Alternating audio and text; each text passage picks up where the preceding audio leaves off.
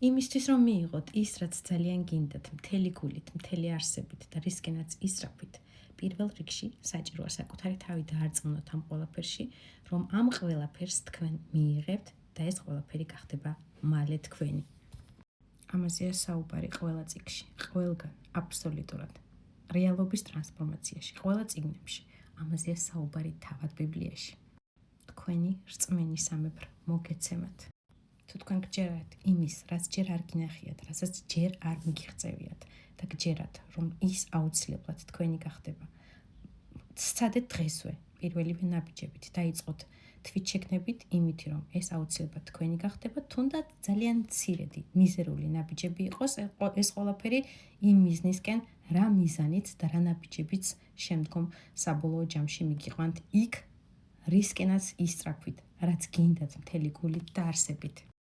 აი რატომ არის ურწმუნო ადამიანი შეიძლება მუშაობდეს დღეები, ღამეები, თავგადაკრული, არ ეზარებოდეს შრომა, მაგრამ გამუდმებით აწყდებოდეს მის გარშემო უიღბლობას, უნდებოდეს წუწუნს, რომ აი მას არ უმართლებს, რომ აი მის მიმართ ცხოვრება არის ძალიან სასტიკი, რომ მას უწევს ძალიან ბევრი შრომა, იმიტომ რომ თავად ეს ადამიანი დარწმუნებულია იმაში, რომ მას არაფერი არ გამოუაიოლოთ, რომ მას ყველაფერი აქვს ძალიან შეზღუდული, ტანჯული და ბევრი უნდა იშრომოს იმისთვის, რომ გამოიმუშაოს თუნდაც 2 კაპიკი ლუკმა პურის ფული. საბოლოოდ სწორედ ამას ღებულობს ტანჯვას, უიღბლობას, გამუდმებულ წაწყდომას, პრობლემებისას მის ცხოვრებისეულ ნებისმიერ ეტაპზე. ადამიანი ვარდება დეპრესიაში და სრულიად შეზღუდულია რა უნდა გააკეთოს შემდგომ.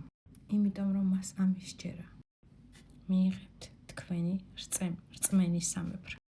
ამიტომ ვიდრე თქვენი მიზნისკენ სავალ გზაზე წახვალთ, პირველი საკუთარი თავის თვით შეგნებით, საკუთარი თავის დაჯერებით, ემოციებით, რომ თქვენ უკვე ეს მიიღეთ, შეგრძნებით, იარეთ თქვენი მიზნისკენ და გადადგით პატარ-პატარა ნაბიჯები დღესვე. დაინახავთ სამყარო, არ დაგიყვავნებთ პასუხს.